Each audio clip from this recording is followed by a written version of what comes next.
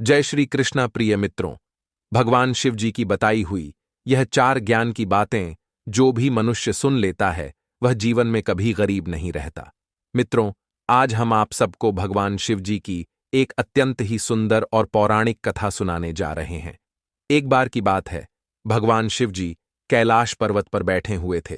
तभी आकाश मार्ग से नारायण नारायण का जाप करते हुए देवर्षि नारद जी उनके पास आते हैं और भगवान शिव जी को प्रणाम करते भगवान शिव जी देवर्षि नारद का अभिवादन करते हुए कहते हैं, हे देवर्षि, क्या बात है? आज अचानक से कैलाश पर किस प्रयोजन से आना हुआ? तभी देवर्षि नारद जी कहते हैं, हे प्रभु, मेरे मन में एक प्रश्न उठ रहा है जिसका उत्तर जानने की मेरे मन में तीव्र जिज्ञासा उठ रही है। हे प्रभु, उस प्रश्न का उत्तर केवल आप ही दे सकते हैं मित्रों। देवर्षि नारद जी की यह बात सुनकर भगवान शिव जी मुस्कुराते हुए बोले, हे ब्रह्मानंदन, आपके मन में क्या प्रश्न उठ रहा है? निसंकोच होकर पूछिए, मैं आपके सभी प्रश्नों का उत्तर दूंगा। फिर देवर्षि नारद जी प्रश्न पूछते हुए कहते हैं, हे प्रभु, मनुष्य को किन 4 लोगों का कभी अपमान नहीं करना चाहिए? और वह 4 बातें कौन सी हैं जिन्हें मनुष्य यदि जान लेता है तो वह कभी गरीब नहीं रहता है? नारद जी का प्रश्न सुनने के बाद भगवान शिव जी कहते हैं, हे देवर्षि, संसार के कल्याण के लिए आज आपने बहुत ही उत्तम प्रश्न पूछा है। मैं आपके इन सभी प्रश्नों का उत्तर एक कहानी के माध्यम से दे रहा हूं, जिसे सुनने के बाद आपको आपके सभी प्रश्नों के उत्तर मिल जाएंगे। मित्रों, भगवान शिव जी देवर्षि नारद को कहानी सुनाते हुए कहते हैं, हे देवर्षि, प्राचीन काल की बात है। एक गांव में एक बूढ़ी औरत अपने 2 बेटों के साथ रहती थी। वह बूढ़ी औरत अपने दोनों बेटों के साथ अपना जीवन यापन कर रही थी, क्योंकि उसका पति पहले ही किसी गंभीर बीमारी के कारण मृत्यु को प्राप्त हो गया था। इस प्रकार से उनके परिवार में कुल 3 सदस्य थे। उनके पास जमीन भी बहुत कम थी। जमीन के नाम पर उनके पास बस एक छोटा सा टुकड़ा था। वह बूढ़ी औरत अपने बेटों के साथ मिलकर उस छोटी सी जमीन पर काम करती थी। उसके बेटे बहुत मेहनती थे और वे अपनी मां के साथ मिलकर काम किया करते थे। उन तीनों का जीवन उस छोटी सी जमीन से जो अन्न पैदा होता था उसी के सहारे चलता था। समय के साथ साथ उस बूढ़ी औरत के दोनों बेटे बड़े हो गए। फिर उस बूढ़ी औरत ने उन दोनों का विवाह करवा दिया और इस तरह से अब वे परिवार में 3 सदस्य से बढ़कर 5 सदस्य हो गए। कुछ दिनों तक सब कुछ अच्छा चल रहा था। उनके बीच आपस में बहुत प्रेम था और सभी मिलजुल कर एक दूसरे के साथ रहते थे। लेकिन जैसे जैसे समय बीतता गया, दोनों बहुओं में आपस में झगड़ा होना शुरू हो गया। कभी किसी बात को लेकर तो कभी किसी बात को लेकर। बड़ी बहू छोटी बहू से कहने लगती कि तुम्हें ऐसा नहीं करना चाहिए, तुम कोई भी काम ठीक ढंग से नहीं करती हो। अब तो उन दोनों के बीच छोटी छोटी बातों को लेकर झगड़ा होने लगा। एक दिन छोटी बहू और बड़ी बहू के बीच बहुत झगड़ा हुआ। धीरे धीरे अब यह उनके बीच का रोज का काम हो गया। वह दोनों बहुएं हमेशा किसी न किसी बात पर आपस में झगड़ती रहती थीं।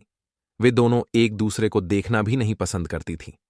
मित्रों, अब तो वह बूढ़ी औरत भी अपनी बहुओं के रोज रोज के झगड़ों को देखकर बहुत परेशान हो चुकी थी। उसे लगने लगा कि यदि वह दोनों आपस में इस प्रकार से झगड़ा करेंगी तो माता लक्ष्मी इस घर को त्याग देंगी और इस घर का विनाश हो जाएगा। उस बूढ़ी औरत ने काफी देर सोचने के बाद यह बात उसने अपने दोनों बेटों को बताई। अपनी मां की बात सुनने के बाद दोनों बेटों ने अपनी पत्नी को बहुत समझाया, लेकिन इतना समझाने के बाद भी उन पर कोई असर नहीं हुआ। एक दिन उस बूढ़ी औरत ने सोचा कि जब हम 3 लोग घर में रहते थे तो थोड़ी सी जगह में हमारा गुजारा हो जाता था, और अब हम 5 लोग हो गए हैं, इसीलिए हमारे घर के खर्चे पूरा नहीं हो पा रहे हैं। शायद यही कारण है कि हमारी दोनों बहुएं आपस में झगड़ा करती रहती हैं। फिर उस बूढ़ी औरत ने अपने दोनों बेटों को अपने पास बुलाया और कहा, बेटा, तुम दोनों राजा चंद्रसेन के राज्य में जाओ और वहां जाकर कोई काम कर लो, जिससे कि तुम धन कमा सको और घर के खर्चे पूरा कर सको। यदि तुम दोनों राजा के यहां काम करने लगोगे तो घर में पैसा आएगा, जिससे हमारे घर की सभी जरूरतें पूरी हो जाएंगी और घर में आपसी लड़ाई भी नहीं होगी, क्योंकि अधिकांश लड़ाइयां घर में पैसे की कमी के कारण होती हैं। पैसा न होने के कारण घर की जरूरतें पूरी नहीं हो पाती हैं तो मनुष्य परेशान होने लगता है। दूसरा कारण यह भी है कि व्यक्ति जरूरत से ज्यादा यदि खाली बैठा रहता है तो उनके बीच झगड़ा होता है। और तीसरा कारण है जब व्यक्ति ज्यादा चालाकी करता है, यानी व्यक्ति अपनी जिम्मेदारियों से भागता है, अपने हिस्से के काम से जी चुराता है, सिर्फ बैठकर खाने की इच्छा करता है, तो उस घर में लड़ाई झगड़ा होने लगते हैं। चौथा कारण है जब कोई भी व्यक्ति दूसरों को ईर्ष्या की दृष्टि से देखता है, अर्थात कोई व्यक्ति यदि तरक्की करता है तो जो ईर्ष्यालु स्वभाव का व्यक्ति होता है वह उसकी तरक्की से जलने लगता है, और वैसी स्थिति में वह व्यक्ति अधिकांश समय उस व्यक्ति से लड़ाई झगड़ा करता है। मित्रों, आगे भगवान शिव जी कहते हैं, हे देवर्षि, जो बुद्धिमान और समझदार व्यक्ति होते हैं वह ईर्ष्यालु और दुष्ट व्यक्ति से सदैव दूर रहते हैं। फिर देवर्षि नारद जी कहते हैं, हे प्रभु, आप आगे की कथा सुनाइए, आपके मुख से कथा सुन के आनंद की प्राप्ति हो रही है। फिर भगवान शिव जी कहते हैं, हे देवर्षि, उस बूढ़ी औरत के दोनों बेटों ने अपनी मां की बात मानी। उसके बाद वे दोनों अपनी अपनी पत्नी के पास गए और उन्हें बताया कि हम दोनों भाई पैसे कमाने के लिए राजा चंद्रसेन के राज्य में जा रहे हैं। तुम मां जी का ध्यान रखना और आपस में कभी लड़ाई झगड़ा न करना अपनी पत्नी से। इतना कहकर वह दोनों भाई अपनी मां से अनुमति लेकर राजा चंद्रसेन के राज्य की ओर प्रस्थान करते हैं। प्रिय मित्रों, उस बूढ़ी औरत की दोनों बहुएं इतना समझाने के बाद भी आपस में सारा दिन झगड़ा करती रहती थीं। जब उन दोनों को इस प्रकार से झगड़ा करते हुए उसकी सास ने देखा तो वह एक दिन उनके पास गई और अपनी बड़ी बहू को समझाते हुए बोली, बहू, तुम बड़ी हो और वह तुमसे छोटी है, और तुम दोनों के पति धन कमाने इतनी दूर दूसरे राज्य में गए हैं और तुम दोनों यहां आपस में झगड़ा कर रही हो। यह उचित नहीं है। हे बहू, वह तुमसे छोटी है, इसलिए उसकी छोटी मोटी गलतियों को माफ करना सीखो। वैसे भी छोटी छोटी गलतियों पर लड़ाई झगड़ा करना बड़ों को शोभा नहीं देता। तुम बड़ी हो, अगर वह कोई छोटी गलती कर भी देती है तो तुम उसे क्षमा करो और उसे समझाओ। अपनी सास की बात सुनकर बड़ी बहू को क्रोध आ जाता है और वह क्रोधित होकर अपनी सास से कहती हैं, आप छोटी बहू की तारीफ कर रही हो, आप मुझे समझा रही हो, और दूसरी तरफ उसका लड़ाई के लिए मनोबल बढ़ा रही हो। अगर यह बात वह सुन लेगी तो वह मुझसे और ज्यादा लड़ेगी और फिर वह इस घर में अपनी मनमानी करेगी। आगे बड़ी बहू कहती है, जिस प्रकार से आप मुझे समझा रही हैं उसी प्रकार उसे भी जाकर समझाओ, लेकिन तुम तो उसे कुछ भी नहीं कहती। फिर उस बूढ़ी औरत ने बहुत ही विनम्र स्वर में कहा, हे बहू, तुम इतना गुस्सा क्यों हो रही हो? मैं तो तुम्हारे पास पहले इसलिए आई क्योंकि तुम बड़ी हो, और धर्म के अनुसार सबसे पहले बड़े को समझना चाहिए, उसके बाद छोटे को समझाना चाहिए। इसलिए मैं तुम्हें समझा रही हूं, उसके बाद छोटी बहू को भी समझाऊंगी।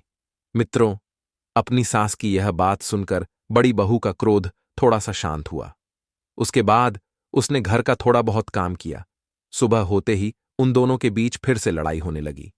इस बार वह बूढ़ी औरत अपनी छोटी बहू के पास गई और उसे समझाते हुए कहा, हे बहू, वह तुझसे बड़ी है और तुम उससे छोटी हो। क्या तुम अपने घर में अपनी बड़ी बहन से ऐसा झगड़ा करती थी? अपनी सास की यह बात सुनकर छोटी बहू ने जवाब दिया, मैं अपनी बहन से झगड़ा नहीं करती थी। तो फिर बूढ़ी औरत ने कहा, यदि तुम अपनी बहन से झगड़ा नहीं करती थी तो यहां क्यों कर रही हो? यह भी तो तुम्हारी बड़ी बहन के सामान है और तुम दोनों के पति तुम लोगों के लिए धन कमाने दूसरे राज्य गए हैं और तुम दोनों यहां झगड़ा कर रही हो। यह ठीक नहीं है। गांव के लोग हम पर हंसते हैं और मजाक उड़ाते हैं। फिर उस बूढ़ी औरत ने अपनी छोटी बहू से कहा, हे बहू, मैं तुम्हारे सामने विनती करती हूं कि तुम दोनों घर में शांति से और प्यार से रहो। जब घर में प्रेम होता है तो धन और समृद्धि अपने आप आती है और उस घर में माता लक्ष्मी का आगमन होता है। मित्रों, अपनी सास की बातें सुनकर छोटी बहू ने सोचा कि मेरी सास अपनी बड़ी बहू का पक्ष ले रही है। फिर उसने गुस्से में कहा, सुन बुढ़िया, तू मुझे ज्यादा ज्ञान मत दे। मुझे पता है तू उसका पक्ष ले रही है। ये बात मुझे पहले से ही पता थी कि तू मुझे बिल्कुल भी पसंद नहीं करती है। अपनी छोटी बहू के मुख से ऐसे कटु वचन सुनकर उस बूढ़ी औरत को बहुत दुख हुआ और वह दुखी होकर अपनी बहू के पास से वापस आ जाती है और अपने मन में विचार करते हुए सोचती हैं कि इन दोनों की बुद्धि भ्रष्ट हो चुकी है। यह अपनी हठ के आगे किसी की नहीं मानेंगी। इन्हें समझाना मतलब अपने ही पैर पे कुल्हाड़ी मारने के समान है। फिर उस बूढ़ी औरत ने स्वयं को अपमानित होने से बचाने के लिए उन्हें समझाना बंद कर दिया। उसने सोचा, जिस स्थान पर अपनी बात की कोई अहमियत ना हो, उस स्थान पर बोलने से अच्छा है कि वहां चुप ही रहना चाहिए, क्योंकि आप वहां बोलने जाएंगे तो आप उनके दुश्मन बन जाएंगे। वह बूढ़ी औरत मन ही मन सोचने लगी कि मेरी बात इन दोनों को अच्छी नहीं लग रही। इसके विपरीत यह मुझे ही गलत ठहरा रही है। यदि कभी इन दोनों ने क्रोध में आकर मुझ पर हाथ उठा दिया तो मैं तो गांव में किसी को मुंह दिखाने के लायक नहीं रहूंगी। इसलिए अब इन दोनों को समझाना मेरे लिए बहुत कठिन है। मित्रों, आगे की कथा सुनाते हुए भगवान शिव जी कहते हैं, हे देवर्षि, उस बूढ़ी औरत के समझाने के बाद उसकी दोनों बहुएं अपनी सास से बहुत घृणा करने लगती हैं। अब तो वह दोनों उसे भोजन के लिए भी नहीं पूछती थीं। बूढ़ी औरत स्वयं रसोई घर में जाकर अपने हाथों से भोजन अपने लिए परोसती।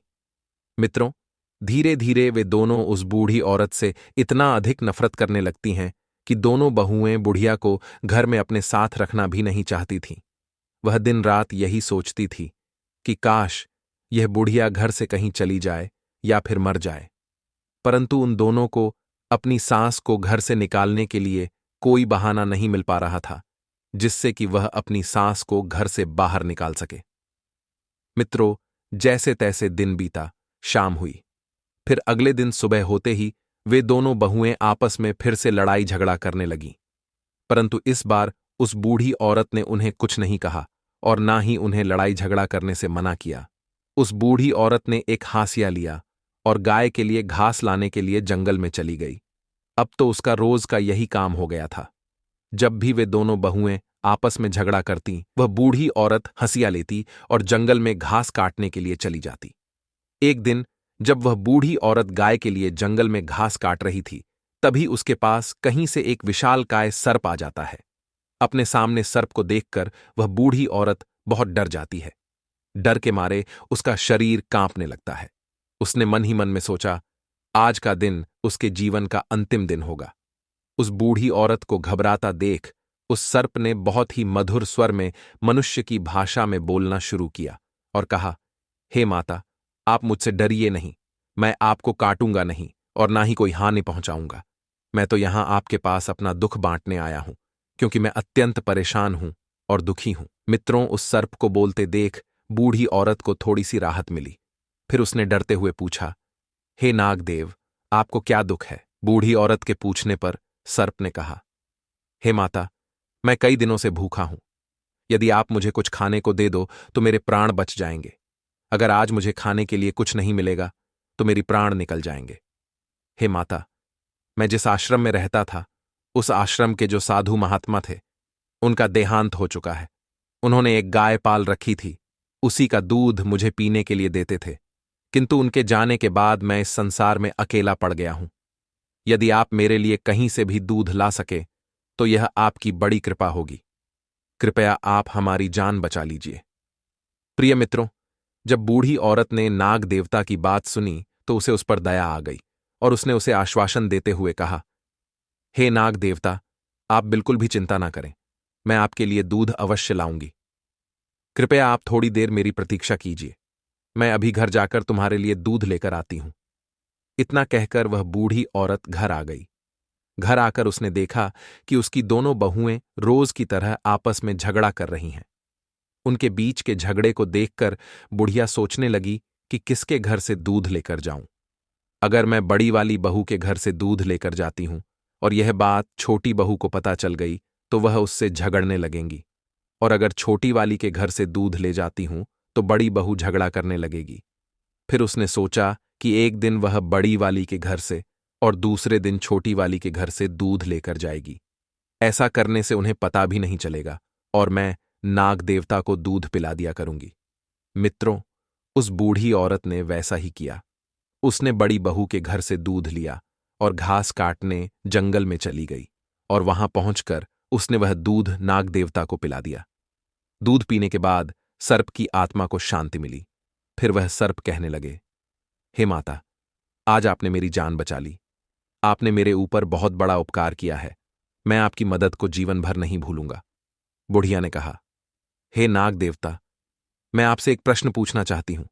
उस समय मैं डर के कारण आपसे पूछ नहीं पाई थी, लेकिन अब मैं उस प्रश्न को पूछना चाहती हूं।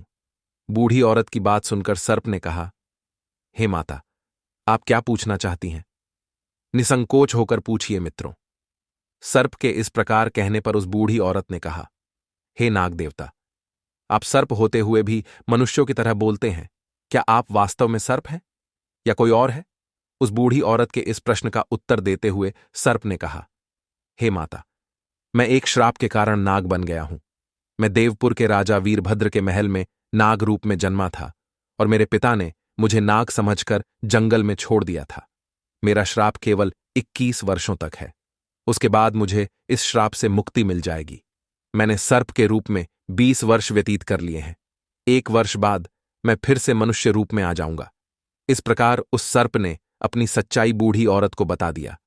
उस बूढ़ी औरत ने जब उस सर्प की कहानी सुनी तो उसे उस पर दया आ गई।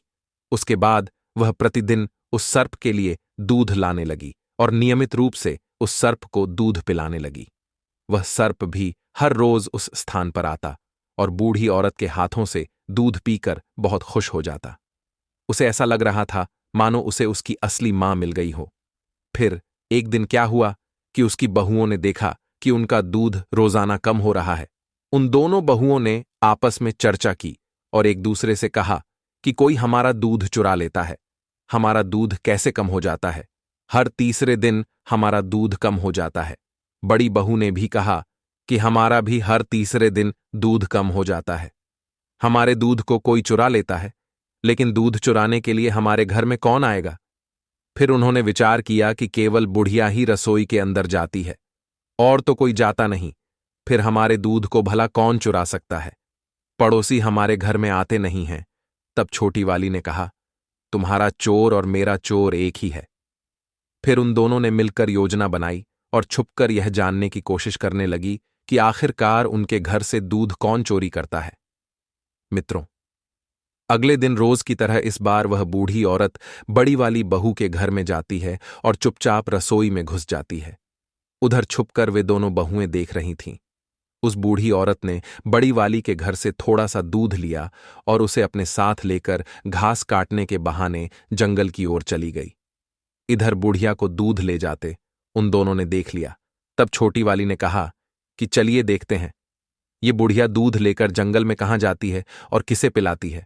खुद पीती है या किसी और को पिलाती है? वह बूढ़ी औरत जंगल में चली जा रही थी। उसके पीछे पीछे दोनों बहुएं चुपचाप आगे बढ़ती जा रही थीं। कुछ देर बाद बूढ़ी औरत उस स्थान पर पहुंच गई जिस स्थान पर वह प्रतिदिन घास काटा करती थी और जहां वह सर्प को दूध पिलाया करती थी। उधर दूसरी तरफ वे दोनों बहुएं एक पेड़ के पीछे छुपकर यह दृश्य देख रही थी कि बुढ़िया के पास एक विशालकाय सर्प आया और बुढ़िया उसे दूध पिलाने लगी। सर्प दूध पीने लगा। जब बहू ने देखा कि बुढ़िया सर्प को दूध पिला रही है तो वे दोनों बहुएं इतने बड़े और विशालकाय सर्प को देखकर डर गईं। डर के मारे मानो उनके पैरों तले से जमीन खिसक गई हो। ऐसा दृश्य देखकर उन दोनों ने सोचा, अवश्य ही यह बुढ़िया कोई मायावी चुड़ैल है। यह हमारी सास नहीं हो सकती है। वे दोनों आपस में एक दूसरे से कहने लगी, बहन, कहीं ऐसा ना हो कि यह बुढ़िया हमें और हमारे बच्चों को भी खा जाए। हम आज इसे घर में नहीं घुसने देंगे। प्रिय मित्रों, अब तो उन दोनों को बुढ़िया को घर से निकालने का बहाना मिल चुका था। ऐसा निर्णय लेने के बाद वे दोनों बहुएं अपने घर चली आईं। इधर बुढ़िया नाग देवता को दूध पिलाने के बाद घास काटती है और उस घास को लेकर अपने घर की ओर चल देती है। कुछ देर बाद जब वह घर पहुंची तो उसने देखा कि घर का द्वार बंद था और दोनों बहुएं डंडा लेकर द्वार पर खड़ी हुई थीं। उन दोनों के हाथों में डंडा देखकर बुढ़िया सोचने लगी, क्या बात है, आज इनका रूप क्यों बदल गया? फिर उस बुढ़िया ने हिम्मत करके पूछा कि तुम दोनों ऐसे क्यों खड़ी हो? तो दोनों ने एक साथ जवाब दिया, अरे बुढ़िया, तू तो एक चुड़ैल है।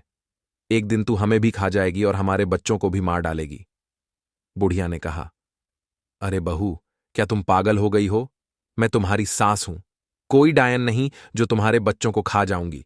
अरे तुम्हारे बच्चे तो मेरे पोता पोती हैं जो मुझे मेरे बेटों से भी ज्यादा प्यारे हैं, और तुम ऐसी बातें क्यों कर रही हो? तब वह दोनों बहुएं कहने लगीं, अरे बुढ़िया, हमें मूर्ख मत बनाओ। हमने तुम्हें छुपकर देख लिया है। तू जंगल में घास काटने के बहाने जाती है और एक विशालकाय सर्प को दूध पिलाती है। तुम चोरी से हमारे घर से दूध ले जाती हो और उस सर्प को पिलाती हो। वह सर्प कोई राक्षस है और तू अवश्य ही कोई चुड़ैल या डायन है। अब हम दोनों तेरी किसी भी बात का विश्वास बिल्कुल नहीं करेंगे। आज के बाद तुम्हारे लिए इस घर में कोई जगह नहीं है। तुम्हें इस घर में हम घुसने नहीं देंगे और ज्यादा जबरदस्ती की तो यहां से फिर जिंदा बचकर नहीं जाओगी। इसलिए अच्छाई इसी में है कि तू यहां से चुपचाप वापस चली जा। मित्रों, आगे भगवान शिव जी कहते हैं, हे देवर्षि, उस बुढ़िया ने अपनी दोनों बहुओं को बहुत समझाया, किंतु इतना समझाने के बाद भी दोनों बहुओं ने उस बुढ़िया को घर में घुसने ही नहीं दिया। जब बुढ़िया ने घर में घुसने की कोशिश की तो बड़ी बहू ने एक डंडा बुढ़िया को मार दिया और उसे धक्के मारकर घर से बाहर निकाल दिया। रात का समय था और अंधेरा हो चुका था। बुढ़िया अपनी बहू से रोते हुए कहने लगी, हे बहू, मैं इतनी घनी रात में कहां जाऊंगी, मुझे घर में रहने दो। तो उसकी बहू ने उत्तर दिया, हमें तुमसे कोई मतलब नहीं है, तुम कहीं भी जाओ। इतना कहकर उसकी बहू ने घर का दरवाजा बंद कर दिया। बुढ़िया दरवाजे के बाहर खड़ी होकर रोती रही और अपनी बहू को आवाज लगाती रही। वह बारी बारी से दोनों बहुओं को आवाज लगाने लगी, किंतु उन दोनों को अपनी सास पर तनिक भी दया नहीं आई।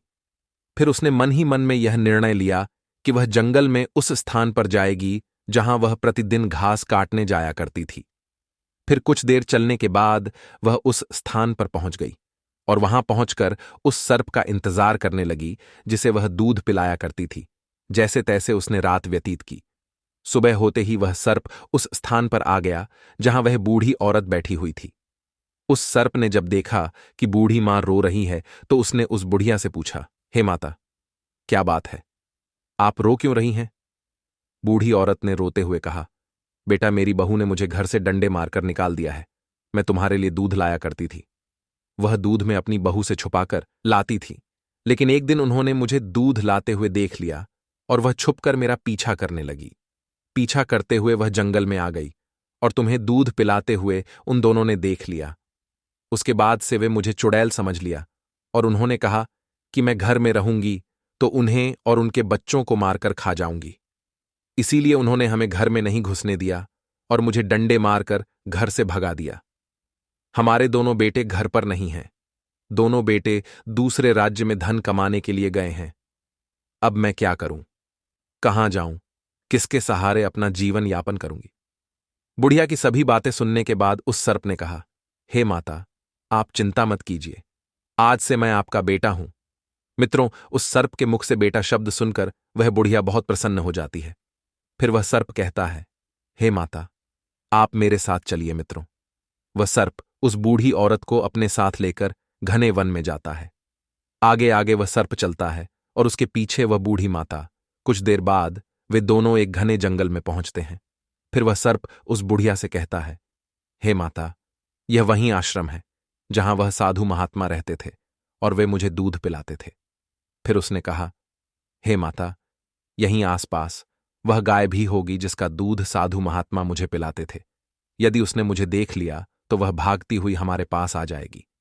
उस सर्प के इतना कहते ही कहीं से भागते हुए वह गाय उनके पास आ जाती है और सर्प को अपनी जीभ से चाटने लगती है और उसे प्रेम करने लगती है। उन दोनों के बीच के प्रेम को देखकर वह बुढ़िया बहुत खुश हो जाती है। फिर वह सर्प बुढ़िया से कहता है, हे माता, आप इस गाय का दूध निकालिए और आप भी पीजिए और हमें भी दीजिए। सर्प के कहने पर वह बुढ़िया गाय का दूध निकालती है। उसके बाद उस सर्प को दूध पिलाती है और स्वयं पीती है। फिर वह सर्प कहता है, हे माता, अब आप घबराइए नहीं, आप निश्चिंत होकर इस आश्रम पर रहिए। यह गाय हमारे लिए दूध देगी। आगे वह सर्प कहता है, हे माता, यह कोई साधारण आश्रम नहीं है। इस आश्रम पर तपस्वी साधु महात्मा की कृपा दृष्टि है। इस आश्रम में देवी अन्नपूर्णा का वास रहता है।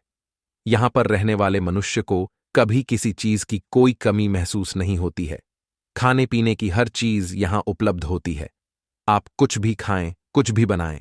प्रिय मित्रों, सर्प के मुख से यह बातें सुनकर बुढ़िया और भी ज्यादा खुश हो जाती हैं। उसके बाद वह उस सर्प के साथ उसी आश्रम में अपना जीवन आराम से व्यतीत करने लगी। मित्रों, सर्प सारा दिन जंगल में इधर उधर घूमता और शाम को आश्रम में वापस आ जाता था। अब तो शाम को तीनों एक साथ बैठकर भोजन करते थे और आश्रम में प्यार से रहते थे। किंतु एक दिन की बात है। प्रतिदिन की तरह वह सर्प जंगल में घूमने गया, किंतु शाम को वह आश्रम में वापस नहीं आया। इस बात से बुढ़िया को बहुत चिंता होने लगी, क्योंकि वे तीनों साथ में भोजन किया करते थे। शाम को गाय तो आ गई, लेकिन वह सर्प नहीं आया। बुढ़िया इंतजार करती रही कि अभी उसका बेटा वापस नहीं आया। बुढ़िया की समझ में कुछ नहीं आ रहा था कि वह क्या करे, कहाँ जाए। रात बहुत हो चुकी थी। वह सारी रात अपने बेटे का इंतजार करती रही। उसने कुछ भी नहीं खाया, पूरी रात भूखी रही। सुबह हुई, वह आश्रम से बाहर निकलकर चारों तरफ देखने लगी, किंतु उसे कहीं कुछ भी नहीं दिखाई दिया। वह हिम्मत करके अपने बेटे सर्प को खोजने के लिए गाय के साथ जंगल की ओर चल देती है। काफी देर तक ढूंढने के बाद एक स्थान पर उसने देखा कि वह सर्प जमीन पर एक वृक्ष के नीचे दबा हुआ है। सर्प को वृक्ष के नीचे दबा देख वह बहुत घबरा गई। उसे कुछ भी समझ नहीं आ रहा था। फिर उसने गाय की मदद से उस वृक्ष को हटाया तो उसने देखा कि वृक्ष गिरने की वजह उसका सर्प बेटा बहुत घायल हो चुका है। उस बूढ़ी औरत ने पूछा, बेटा ये सब कैसे हुआ? मित्रों, बूढ़ी औरत के पूछने पर वह सर्प अपने साथ हुई घटना को बताते हुए कहता है, हे माता, जब मैं जंगल में घूमने के बाद शाम को आश्रम की ओर लौट रहा था, तभी अचानक से जंगल में तेज हवा के कारण एक तूफान आ गया। उस तूफान से बचने के लिए मैं इस वृक्ष के नीचे छिप गया, किंतु तूफान के झोंके बहुत तेज थे और यह पेड़ मेरे ऊपर गिर गया और मैं इस वृक्ष के नीचे दब गया। मैंने इस वृक्ष के नीचे से निकलने की बहुत कोशिश की, परंतु मैं असफल रहा। मैं यह सोचकर बहुत चिंतित हो रहा था कि आश्रम में मेरी मां भोजन के लिए मेरी प्रतीक्षा कर रही होगी। इसके बाद वह बुढ़िया उस सर्प को जैसे तैसे करके गाय की सहायता से आश्रम में ले आती है और फिर वह सर्प से कहती है, बेटा तुम चिंता मत करना, मैं तुम्हारी चोट का इलाज कर देती हूं। इतना कहकर वह बुढ़िया जंगल में जाती हैं और वहां से कुछ औषधि ले आती हैं। उन औषधियों को पीसकर वह एक लेप तैयार करती है और उस लेप को सर्प के घायल शरीर पर लगा देती है। रोजाना इस लेप को लगाने से धीरे धीरे उसके घाव भरने लगते हैं और वह जल्द ही पूरी तरह से ठीक हो जाता है। मित्रों, आगे भगवान शिव जी कहते हैं, हे देवर्षि, कुछ दिनों बाद उस सर्प ने अपने श्राप के 21 वर्ष पूर्ण कर लिए। श्राप से मुक्ति मिलते ही वह अपने सर्प रूपी शरीर को छोड़कर फिर से एक मनुष्य के रूप में आ जाता है। अपने सामने सुंदर रूपवान राजकुमार को देखकर वह बुढ़िया बहुत खुश हो जाती है और प्यार से उसे गले लगा लेती है। अब तो बुढ़िया की खुशी का ठिकाना नहीं रहा। फिर वह कुछ दिनों तक उस आश्रम में रहते हैं। फिर एक दिन बुढ़िया कहती हैं, बेटा अब हमें तुमको तुम्हारे पिता के पास ले जाना चाहिए। फिर बुढ़िया ने पूछा कि बेटा तुम किस राज्य में रहते थे? बुढ़िया के पूछने पर उस राजकुमार ने कहा, हे माता, मैं दोबारा उस राज्य में नहीं जाना चाहता और न ही अपने पिता से मिलने की मेरी कोई इच्छा है। जिस पिता ने मुझे महल से निकालकर जंगल में दर-बदर भटकने के लिए छोड़ दिया था, उस पिता से मिलकर मैं क्या करूंगा? फिर उस बूढ़ी औरत ने राजकुमार को समझाते हुए कहा, बेटा उस समय तुम एक सर्प रूप में थे। उस समय तुम्हारे पिता ने डर से तुम्हें छोड़ दिया होगा, परंतु अब तो तुम एक मनुष्य के रूप में हो। तुम्हें इस रूप में देखकर वह बहुत प्रसन्न होंगे। हे पुत्र, तुम मेरे साथ अपने राज्य में चलो, इसी बहाने मैं भी तुम्हारे माता पिता से मिल लूंगी। उस बूढ़ी औरत के इस प्रकार से समझाने के बाद वह राजकुमार उस बुढ़िया को अपने साथ लेकर अपने राज्य की तरफ चल देता। 2 दिन और 1 रात चलने के बाद वह राजकुमार अपने राज्य में पहुंच जाता है। जब वह अपने राज्य पहुंचा तो उसकी सुंदरता और उसके मनमोहन रूप को देखकर उस राज्य की लड़कियां उस पर मोहित हो जाती हैं और मन ही मन में सोचने लगती हैं, काश इस खूबसूरत नवयुवक से मेरा विवाह हो जाता तो मैं धन्य हो जाती। मित्रों, चलते चलते वह बूढ़ी औरत और राजकुमार महल के द्वार पर जा पहुंचते हैं। द्वार पर पहुंचकर वह राजकुमार द्वारपाल से कहता है, मुझे महाराज से मिलना है। द्वारपाल राजकुमार से कहता है, हे नवयुवक, आप थोड़ी देर प्रतीक्षा कीजिए, मैं राजा साहब से आपके मिलने की अनुमति लेकर आता हूं। इतना कहकर एक द्वारपाल राजमहल में जाता, किंतु वह राजा के पास न जाकर महामंत्री के पास जाता है, क्योंकि राजा साहब की तबीयत खराब थी। वह द्वारपाल महामंत्री के पास जाकर बताता है कि महामंत्री जी, द्वार पर एक नवयुवक एक बूढ़ी औरत के साथ आया हुआ है और वह महाराज से मिलना चाहते हैं। द्वारपाल की बात सुनकर महामंत्री ने उसे अनुमति देते हुए कहा, जाओ, उन्हें मेरे पास ले आओ। फिर वह द्वारपाल उस राजकुमार और बूढ़ी औरत को लेकर महामंत्री के पास जाता है और उनसे कहता है, हे नवयुवक, यह इस राज्य के महामंत्री जी हैं। उसके बाद वह द्वारपाल वापस आ जाता है। मंत्री के पास पहुंचकर बुढ़िया माता और राजकुमार ने उसे प्रणाम किया। उसके बाद उसने राजा से मिलने की इच्छा जताई। उन्होंने कहा, मंत्री जी, हम यहां के राजा और रानी से मिलना चाहते हैं। वह कहाँ है? इस पर मंत्री ने उत्तर दिया, बेटा, हमारे राजा और रानी इस समय मिलने के योग्य नहीं हैं। उनकी स्थिति बहुत खराब है। इस समय महाराज स्वयं अपने राज्य की देखभाल नहीं कर पा रहे हैं। मंत्री की बात सुनकर राजकुमार ने पूछा, महामंत्री जी, महाराज को क्या हुआ है? राजकुमार के पूछने पे मंत्री ने बताया, बेटा, 21 वर्ष पहले महारानी ने एक बच्चे को जन्म दिया था। पुत्र प्राप्ति की खुशी में महाराज ने बहुत सा दान पुण्य किया, नगर में उत्सव का आयोजन कराया। उसके दूसरे दिन महाराज शिकार खेलने जंगल में गए और जंगल से शिकार खेलकर वे लौट रहे थे तो उसी समय उनके रथ का पहिया एक सर्प के ऊपर चढ़ गया। रथ का पहिया चढ़ने से उस सर्प की वहीं पर मृत्यु हो गई। जब यह दृश्य वहां पर उपस्थित एक साधु महात्मा ने देखा तो उन्हें महाराज पर क्रोध आ गया और क्रोधित होकर महात्मा ने महाराज को श्राप दे दिया। श्राप देते हुए साधु महात्मा ने कहा, हे राजन, मैं तुम्हें श्राप देता हूं कि तुम्हारा पुत्र सर्प बन जाए, क्योंकि आज तुमने इस निर्दोष सर्प की अकारण ही हत्या की है। साधु महात्मा का श्राप सुनकर महाराज डर गए और उनके चरणों में गिरकर अपनी भूल का पश्चाताप करने लगे और माफी मांगने लगे। राजा के बहुत गिड़गिड़ाने पर साधु महात्मा को राजा पर दया आ गई। फिर साधु महात्मा ने कहा, हे राजन, मैं अपना श्राप वापस नहीं ले सकता, किंतु इसे कम करके 21 वर्ष कर सकता हूं। इतना कहकर वह साधु महात्मा वहां से चले गए। इधर जब महाराज महल में आए तो अपने पुत्र को सर्प रूप में देखा तो बहुत भयभीत हुए। उन्हें बड़ा बुरा लगा। रानी के लिए तो वह सर्प भी प्यारा था, क्योंकि मां के लिए उसका बच्चा कैसा भी हो उसके लिए प्रिय होता है। लेकिन राजा ने सोचा कि यह बात सुनकर लोग क्या कहेंगे, उनकी प्रजा उन पर हंसेगी कि राजा साहब एक सर्प को पाल रहे हैं। यह सब सोचकर महाराज ने अपने सर्प रूपी पुत्र को अपने साथ ले जाकर जंगल में छोड़ दिया। उसके बाद से पुत्र वियोग में राजा और रानी डूबे हुए हैं। उनका शरीर सूख कर कांटे के सामान हो गया है। अब तो महाराज दरबार में भी नहीं आते हैं। महामंत्री के मुख से सारा वृतांत सुनने के बाद राजकुमार ने महामंत्री से निवेदन किया कि अगर वह महाराज से मिलवा दे तो बहुत कृपा होगी। मित्रों, राजकुमार के निवेदन करने पर महामंत्री राजकुमार और उस बूढ़ी माता को राजा और रानी के पास ले जाता है, जहां उस लड़के के माता पिता अपने पुत्र के वियोग में लेटे हुए थे। राजकुमार उनके पास पहुंचकर उनके पैर छूता है।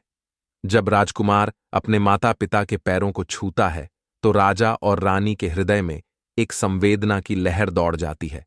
वे दोनों उठकर के बैठ जाते हैं और कहते हैं कि बेटा, तुम कौन हो और कहां से आए हो? तुमने हमारे पैर क्यों छुए हैं? तुम्हारे पैर छूते ही मुझे ऐसा प्रतीत हुआ मानो मेरे अंदर कोई शक्ति आ गई है। तुम कौन हो बेटा? अपना परिचय दो। राजा और रानी के पूछने पर राजकुमार ने कहा, हे माता, मैं आपका पुत्र राजकुमार सत्यसेन हूं, जो साधु महात्मा के श्राप के कारण सर्प बन गया था। मुझे 21 वर्ष का साधु महात्मा ने श्राप दिया था। श्राप के 21 वर्ष पूरे हो गए हैं और मैं फिर से मनुष्य रूप में आ गया। जब यह बात राजा और रानी ने सुनी तो उनकी खुशी का ठिकाना नहीं रहा। रानी ने तुरंत अपने बिस्तर से उठकर अपने पुत्र को गले से लगा लिया। अपने बेटे को दोबारा पाने से उन्हें ऐसा प्रतीत होने लगा मानो उनके अंदर एक नई शक्ति का संचार होने लगा है। उसके बाद राजा ने दरबार लगाया। दरबार में सभी सभासदों, मंत्रियों और प्रजा के सामने राजा ने बताया कि यह मेरा पुत्र राजकुमार सत्यसेन है। राजकुमार को देखकर प्रजा बहुत खुश हुई। फिर राजा ने घोषणा करते हुए कहा, कल राजकुमार राज सिंहासन पर बैठेगा और उसका राज्याभिषेक होगा। इतना कहकर राजा ने सभा को स्थगित कर दिया और रानी के साथ अपने कक्ष में आ गए। कक्ष में आकर राजा ने रानी से कहा, हे प्रिय, मनुष्य को कभी भी इन चारों लोगों का अपमान नहीं करना चाहिए। पहला, अपने बच्चे को कभी नहीं त्यागना चाहिए, चाहे वह जैसा भी हो। दूसरा, किसी भी बुजुर्ग को घर से नहीं निकालना चाहिए। तीसरा, किसी साधु महात्मा का कभी अपमान नहीं करना चाहिए। चौथा, घर आए हुए मेहमान को कभी भी अपमानित नहीं करना चाहिए, क्योंकि अतिथि भगवान का स्वरूप होते हैं। जो भी इन चारों का अपमान करता है वह सारा जीवन गरीब रहता है। उसे जीवन भर कठिनाइयों का सामना करना पड़ता है। रानी से इतना कहकर राजा अपने कक्ष से बाहर आ जाता है और बेसब्री से अगली सुबह का इंतजार करने लगता है। अगले दिन सुबह होते ही राजा ने अपने पुत्र सत्यसेन का राज्याभिषेक कर दिया। राजा बनने के बाद राजकुमार ने उस बूढ़ी माता को अपने पास बुलाया और अपनी प्रजा के सामने घोषणा करते हुए कहा, आज से यह बूढ़ी माता हमारी माता होने के साथ ही साथ इस राज्य की भी राजमाता होंगी।